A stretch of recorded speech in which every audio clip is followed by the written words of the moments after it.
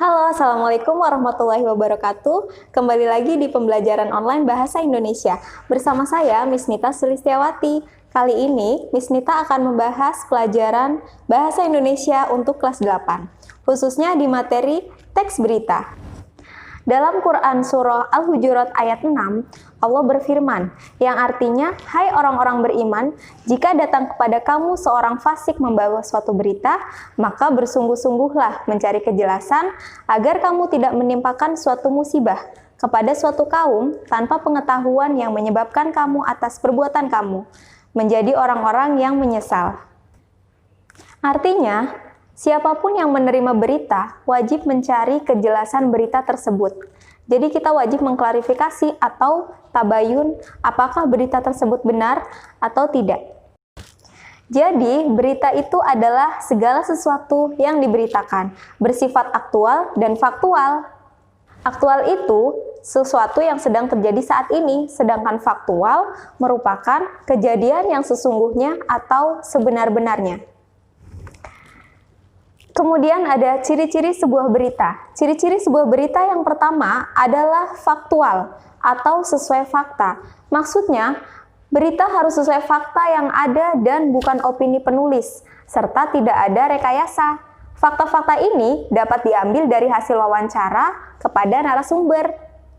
Yang kedua, bersifat aktual. Aktual itu berarti yang sedang terjadi saat ini. Maksudnya, berita melaporkan atau memberitakan suatu peristiwa atau kejadian yang baru terjadi atau sedang terjadi saat ini. Yang ketiga, memberikan keterangan waktu dan tempat yang jelas. Yang keempat, menggunakan bahasa yang jelas atau baku. Yang kelima, bersifat objektif atau apa adanya. Dan yang keenam, kronologis atau runtutan peristiwa disajikan secara runtut. Selanjutnya, kita punya unsur-unsur berita. Unsur berita itu ada 6, yang mana jika dalam bahasa Inggris biasa disingkat 5W plus 1H. Kalau dalam bahasa Indonesia, biasanya kita singkat menjadi adik simbah. Adik simbah itu apa sih?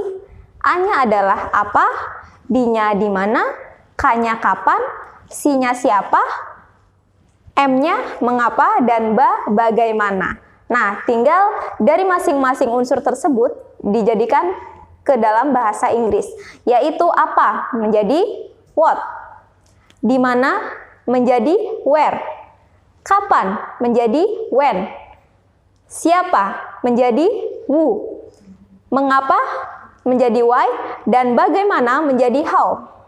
Dari unsur tersebut biasanya terdapat sebuah pertanyaan dari adik Simba tadi. A. Pertama, apa? Apa itu biasanya pertanyaannya peristiwa apa yang sedang terjadi, sedangkan di mana? Di mana peristiwa tersebut terjadi? K. Kapan? Kapan peristiwa tersebut terjadi? C. Siapa? Siapa yang terlibat dalam peristiwa tersebut? M. Mengapa? Mengapa peristiwa tersebut terjadi? Biasanya di kata mengapa itu jawabannya adalah sebuah alasan, penyebabnya. Sedangkan bagaimana itu adalah kronologis dari ceritanya atau peristiwanya. Nah, di teks berita juga mempunyai struktur. Apa itu struktur? Biasanya struktur teks berita itu digambarkan dengan segitiga. Tapi segitiganya terbalik ya. Jadi seperti ini. Nah, bagian paling atas itu berisi yang namanya kepala berita atau headline. Yang artinya di struktur tersebut terdapat judul berita yang biasanya ditulis dengan huruf paling besar. Bagian yang kedua setelah judul berita ada yang namanya teras berita atau lead, yaitu satu paragraf pembuka yang memuat intisari berita. Yang ketiga, tubuh berita. Tubuh berita itu biasa kita sebut dengan body dalam bahasa Inggrisnya, yaitu bagian isi uraian lengkap yang menjelaskan seluruh unsur adik Simba. Jadi pertanyaan adik Simba tadi ada dimuat di tubuh berita. Yang terakhir paling bawah itu merupakan kaki atau penutup sebuah berita yang biasanya berisi sebuah simpulan. Yang terakhir, kita punya ciri kebahasaan dari teks berita. Ada berapa sih ciri kebahasaan teks berita itu?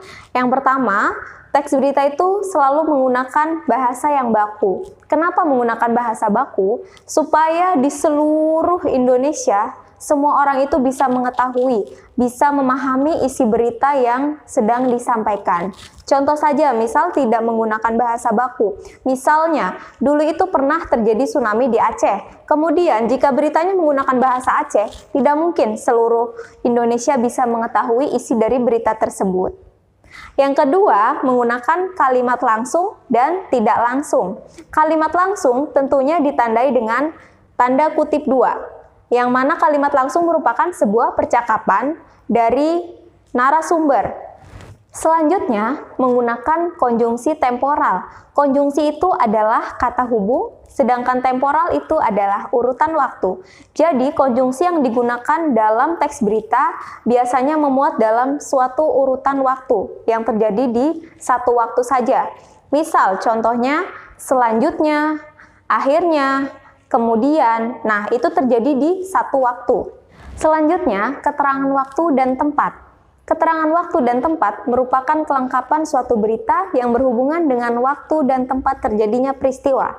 Contohnya, evakuasi para korban sudah dimulai sejak pukul 7 dini hari.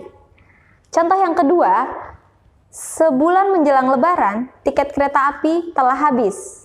Jadi kebahasan selanjutnya adalah kata kerja intransitif atau kata kerja aktif dan pasif.